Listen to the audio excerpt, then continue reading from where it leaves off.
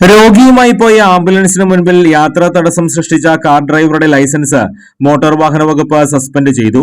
സാമൂഹ്യ മാധ്യമങ്ങളിൽ പ്രചരിച്ച വീഡിയോ ശ്രദ്ധയിൽപ്പെട്ട തൃശൂർ RTO എൻഫോഴ്സ്മെന്റ് ഉദ്യോഗസ്ഥർ വാഹന പരിശോധന നടത്തി വാഹന ഉടമയിൽ നിന്നും ഡ്രൈവറിൽ നിന്നും വിശദീകരണം തേടി. തൃശൂർ പെരുമ്പിലാവിലായിരുന്നു സംഭവം. ഗുരുതരമായ നിയമലംഘനം നടത്തിയ വടക്കാഞ്ചേരി സ്വദേശിയായ ഡ്രൈവറുടെ ഡ്രൈവിംഗ് ലൈസൻസ് സസ്പെൻഡ് ചെയ്തു. എടപ്പാൾ ഡ്രൈവർ ട്രെയിനിംഗ് സെന്ററിൽ ഡ്രൈവിംഗ് ട്രെയിനിംഗ് കോഴ്സ് പൂർത്തീകരിച്ച സർട്ടിഫിക്കറ്റ് ഹാജരാക്കാൻ ഡ്രൈവർക്ക് നിർദ്ദേശം നൽകി.